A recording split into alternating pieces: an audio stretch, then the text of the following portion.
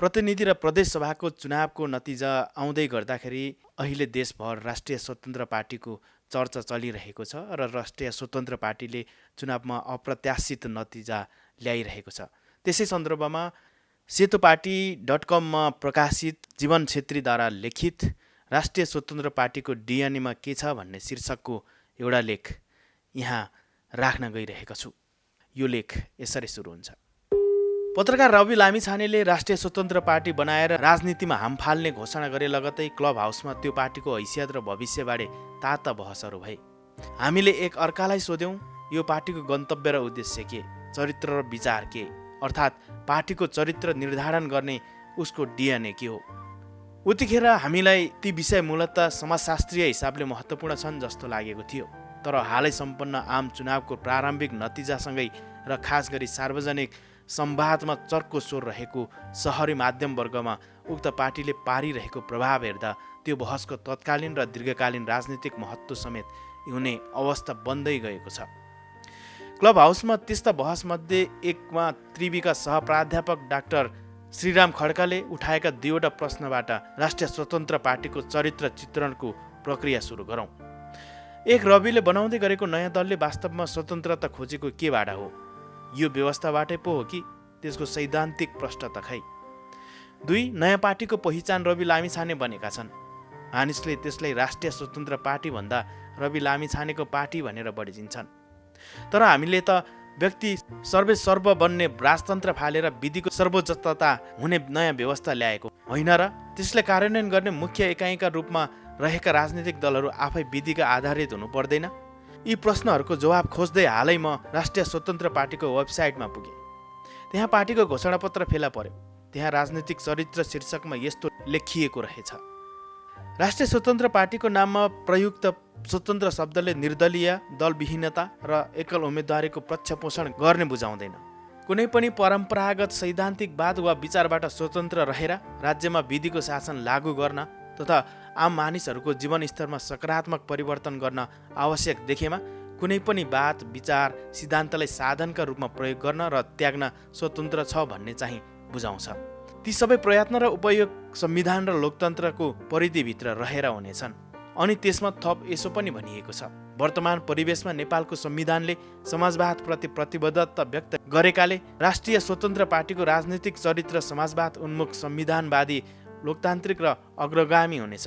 राष्ट्रिय स्वतन्त्र पार्टीले लोकतान्त्रिक पद्धति र संस्कृतिको सघनीकरण, संस्थागत प्रक्रियाको निरन्तरता, समय सापेक्षता र अविच्छिन्न लोकतान्त्रिक उत्तराधिकारको राजनीतिक चरित्र अवलम्बन गर्नेछ। अलि लामो डकुमेन्टका रूपमा रहेको विधानले पनि यस विषयमा थप विस्तार गरेको छैन। पार्टीको निर्देशक सिद्धान्त नेपालको संविधानको भाग 4 बमोजिमको हुनेछ भनिएको छ। त्यसैले पार्टी निर्माणको दार्शनिक सैद्धान्तिक आधार के हो भनेर बुझ्न घोषणापत्रमै बढी भर पर्नुपर्ने देखिन्छ। घोषणापत्रमा पार्टीको नाममा रहेको स्वतन्त्र शब्दको अर्थ कुनै पनि परम्परागत सैद्धान्तिकवाद वा विचारबाट स्वतन्त्र भन्ने लगाइएको छ। अनि विधिको शासन र आम मानिसको जीवनस्तर उकास्ने कुरालाई केन्द्रमा पनि राखिएको छ। तर यसले अर्को एउटा महत्त्वपूर्ण तेस्रो प्रश्न उठाउँछ: सैद्धान्तिकवाद र विचारको जग नभइकन विधिको शासनलाई केले परिभाषित गर्छ? वा विधिको शासन उभिने धरातल कुन हो? उत्तर कोरियामा पनि एक खाले विधिको शासन त छ, तर त्यसको जगमा साम्यवाद भनिने तर किम वंशको निरन्तर शासन हुने राजतन्त्रसित मिल्ने विसङ्गत विचार र वाद छ। हङ्गेरीमा अर्कै खाले विधि स्थापित छ जुन अप्रवासी तथा अर्को नस्ल वा धर्मका मानिसको उछितो काट्ने अनुदार दक्षिणपन्थी विचार र वादको धरातलमा उभिएको छ। पार्टीको नाममा रहेको स्वतन्त्र शब्दको अर्थ खुलाउने लामो वाक्यपछि ती सबै प्रयत्न र उपयोग संविधान र लोकतन्त्रको परिधिभित्र रहेर हुनेछन् भनिएकाले राष्ट्रिय स्वतन्त्र पार्टी सत्तामा पुग्यो भने असंवैधानिक वा अलोकतान्त्रिक काम गर्दैन भन्ने त जनाउँछ। तर त्यसले पार्टीलाई गलत दिशातिर लाग्नबाट रोक्छ मात्रै, उसलाई बलियो सैद्धान्तिक धरातलमा खडा गर्दैन। त्यस्तै कुनै पनि वाद, विचार, सिद्धान्तलाई साधनका रूपमा प्रयोग गर्न र त्याग्न स्वतन्त्र शब्दवालीले पनि राष्ट्रिय स्वतन्त्र पार्टीको वैचारिक बारे धेरै कुरा बोल्छ। 2007 साल अघिदेखि लोकतन्त्र स्थापनाका लागि भनेर सशस्त्र युद्ध छेडेको काङ्ग्रेसको 2079 सालसम्म मुख्य एजेन्डा लोकतन्त्र बचाउने र प्रतिगमन रोक्ने भन्ने छ। व्यवहार जति झुर भए पनि, जतिसुकै भ्रष्ट र असक्षम नेताहरू नेतृत्वमा पुगे पनि उसको सैद्धान्तिक निष्ठा यी 7 दशकसम्म कायमै छ। त्यसो नहुँदो हो त आज नेपाली काङ्ग्रेस कहाँ हुँदो हो? सँगै त्यो शब्दवालीले चौथो प्रश्न पनि उठाउँछ, सिद्धान्त मानिस पार्टी र संस्थाले मार्गनिर्देशन गर्ने, जीवन जिउन सिकाउने विचार प्रणाली हो कि केही कुरा हासिल गर्न प्रयोग गरिने साधन? अहिले हामीलाई यो प्रश्न बौद्धिक अभ्यास जस्तो मात्रै लाग्छ, तर समाज र देशको जीवनमा कहिलेकाहीँ यस्ता क्षणहरू आउँछन् जब विचार, नैतिकता, सिद्धान्त र वादले मानिसको जीवन मरणको कुरा निर्धारण गर्छ। एउटा उदाहरण हेरौँ। भारतको दिल्ली प्रान्तमा काङ्ग्रेस पार्टीको तत्कालीन अलोकप्रिय सरकारको विकल्पका रूपमा 2 शक्ति उदाए, नरेन्द्र मोदीको भारतीय जनता पार्टी र अरविन्द केजरीवालको आम आदमी पार्टी। भाजपाको धार्मिक साम्प्रदायिकतामा आधारित राजनीति कसैबाट लुकेको छैन।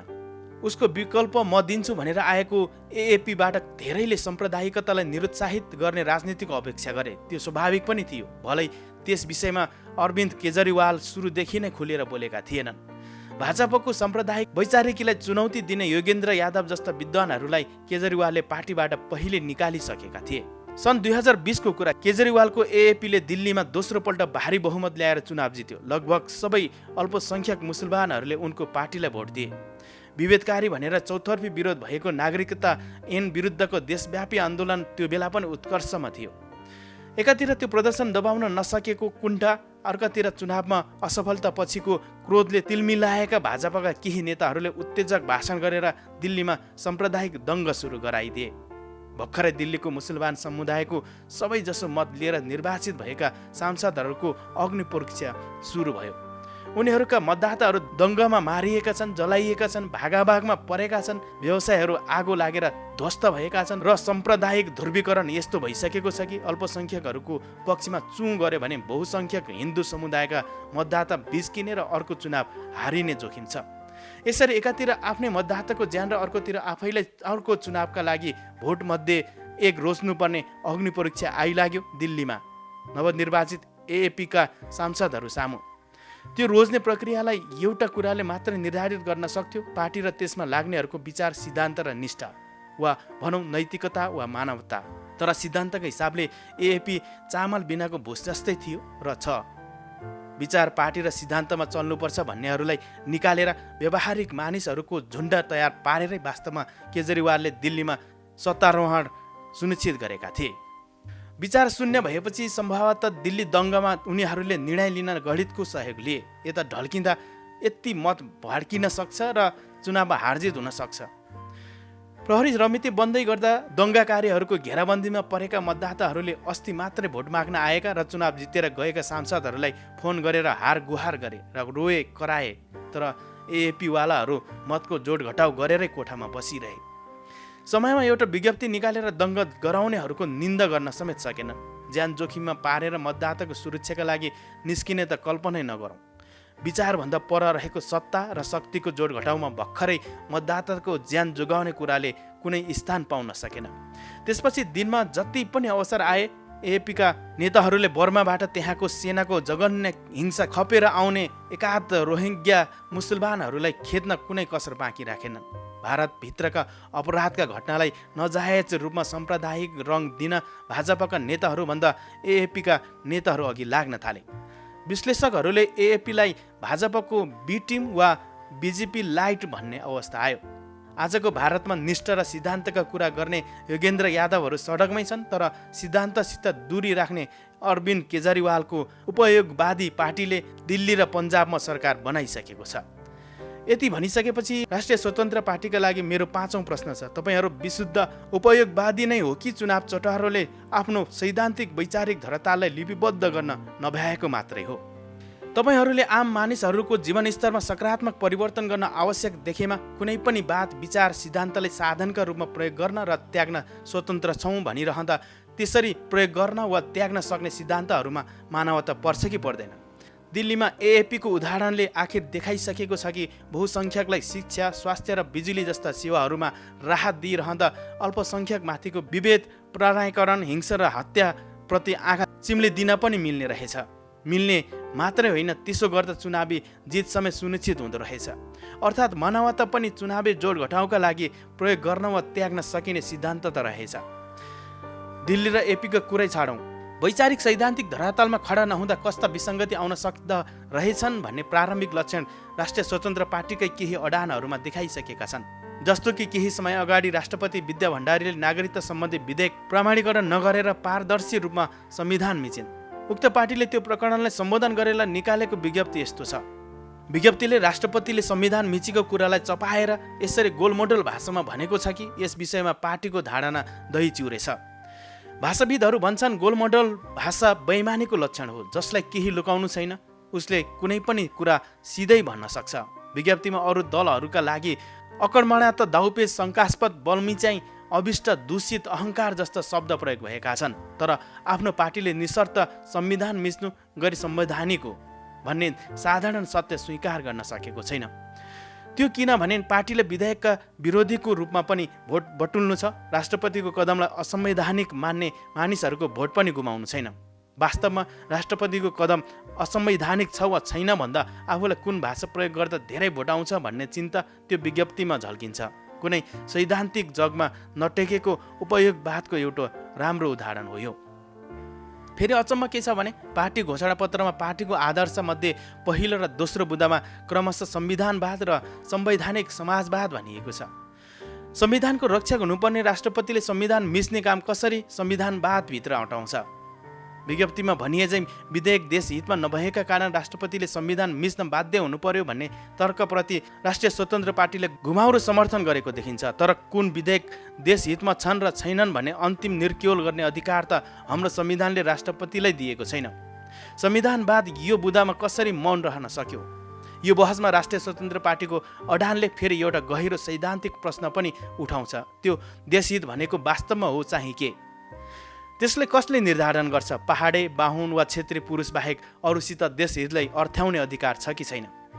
राष्ट्रिय स्वतन्त्र पार्टीको यस्ता मुद्दाहरूमा सैद्धान्तिक अडान भएन भन्नुको अर्थ अहिलेसम्म सत्तामा हालिमुहाली गरेका ठुला दलहरूले गजब सैद्धान्तिक अभ्यास गरिरहेका छन् भन्ने नलागोस्। घोषणापत्रमा र अन्यत्र पनि पुराना राजनीतिक दलहरूलाई राष्ट्रिय स्वतन्त्र पार्टीले जे जति आरोपहरू लगाएको छ तिनमा सत्यता छ।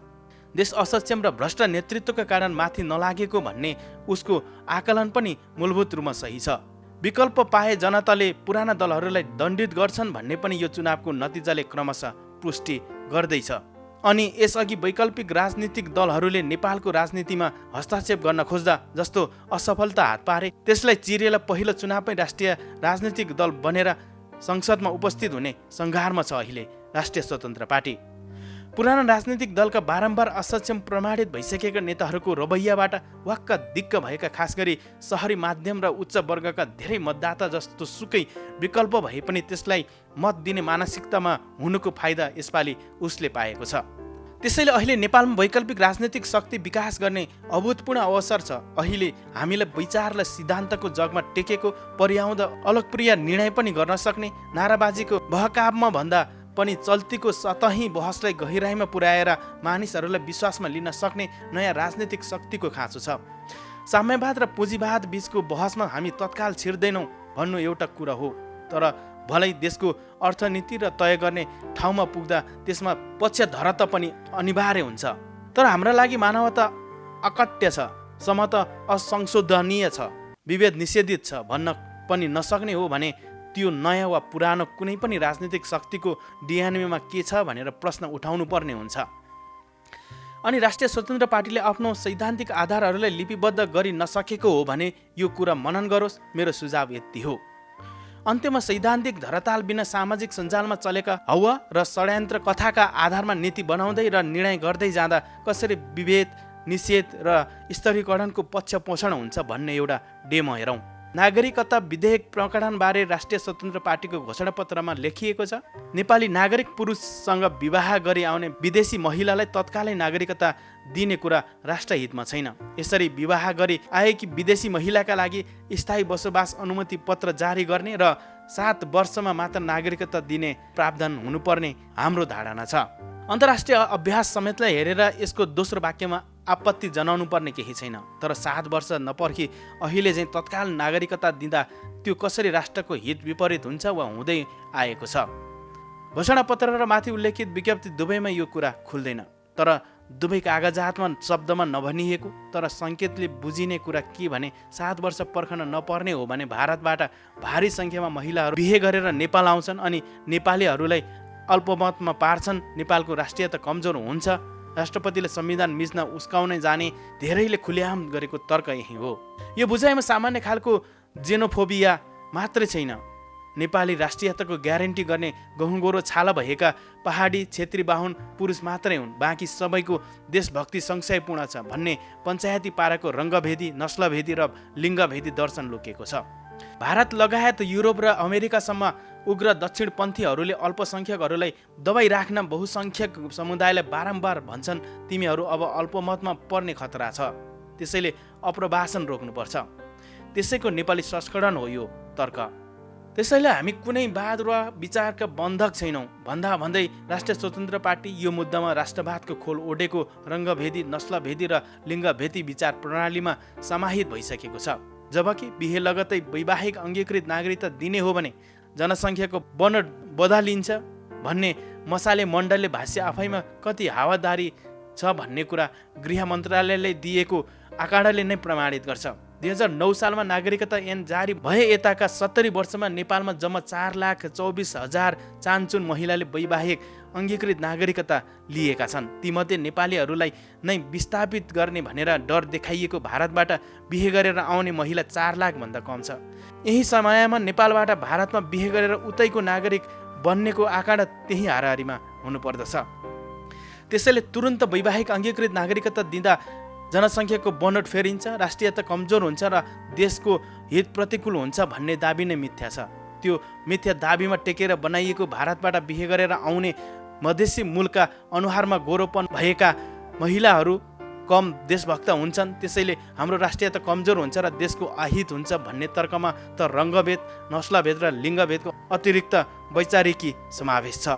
अनि त्यही तर्कमा टेकेर देश बचाउन राष्ट्रपतिले खुलेआम संविधान मिचेकी छन्। त्यसैले रविजी, म खास विचार बोक्दिनँ वा उपयोगिता अनुसार विचारहरू बोक्ने र त्याग्ने गरिरहन्छु भन्नु पनि एउटा विचार नै हो। मेरो डिएनए छैन भन्नु नै आफ्नो अस्तित्व लुकाउन खोज्ने आफैसित लज्जित र कुटिल डिएनए छ भन्ने प्रमाण हो।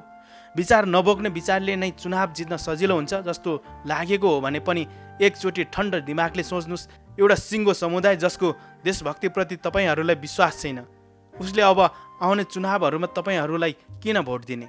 2009 साल यता जति महिलाले अर्को देशबाट बिहे गरेर आउन साथ अङ्गीकृत नागरिकता पाए उनीहरूले देश हित विपरीतको कानुनबाट नजायज फाइदा लिएका हुन्। उनीहरूका परिवार र समुदायका लाखौँ मानिसहरूले अब कुन आधारमा तपाईँहरूलाई भोट दिने?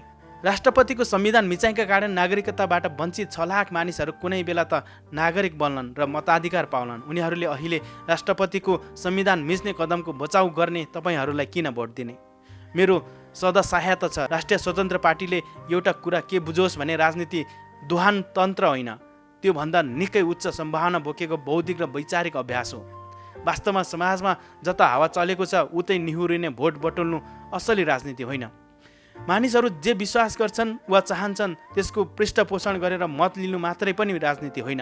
हाम्रो समाजको यथार्थ के भने उही व्यक्ति फराकिलो सफा सडक, राम्रा स्कुल र अस्पताल पनि चाहन्छ अनि अर्को लिङ्ग, जाति, भाषा, क्षेत्र, धर्म आदिको व्यक्तिलाई याउन, हेप्न र दोस्रो दर्जाको देखाउन पनि चाहन्छ।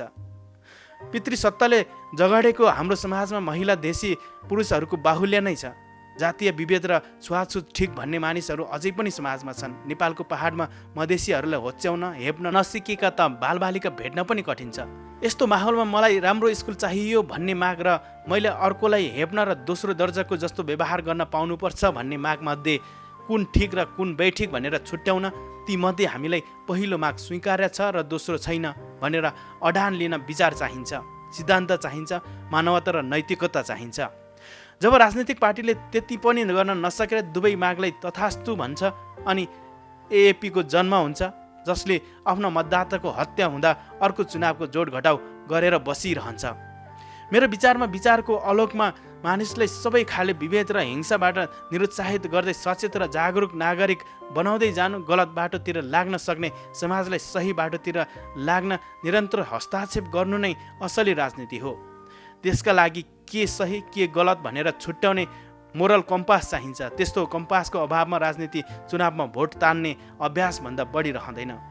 भारतमा एएपीसित त्यस खाले हस्तक्षेपकारी विचार थिएन, मोरल कम्पास थिएन। त्यसैले उसले दिल्लीमा राम्रा स्कुल पनि दियो, साम्प्रदायिक वैचारिकतालाई स्वीकार्यता पनि दियो। दुवैले उसलाई चुनाव जितिरहन सहज बनाए, तर सँगै त्यहाँको समाजमा विभेद र स्तरीकरण संस्थागत बन्दै गयो। नागरिकहरू दर्जामा बाँडिँदै गए। जो समाजमा सबैभन्दा किनारीकृत छन् तिनले भोट दिन पाए, तर बदलामा दङ्गाका बेलामा संरक्षण पाएनन्। सार्वभौम नागरिक हुनुको आत्मसम्मान पनि पाउन सकेनन्। तर नेपालमा हामीले चाहेको राजनीतिक गन्तव्य त्यो होइन। सत्तालाई आफ्नो ठेकेदारी जस्तो बनाइएका नेताहरूलाई देखाइदिउँ भन्ने मात्रै आशय हो भने राष्ट्रिय स्वतन्त्र पार्टीले अब नयाँ केही गर्नै पर्दैन। मानिस ती नेताको काट्रेलसित यति क्रुद्ध छन् कि धेरैले उनीहरूसित बदला लिन मात्रै पनि यसपटक राष्ट्रिय स्वतन्त्र पार्टीलाई थुप्रै भोट दिएका छन्। तर मेरो अपेक्षा के भने धेरै होनहार युवा साथीहरू खटेको यो पार्टीले त्योभन्दा माथि उठेर दीर्घकालसम्मका लागि नेपालको राजनीतिमा विकल्प निर्माण गरोस्।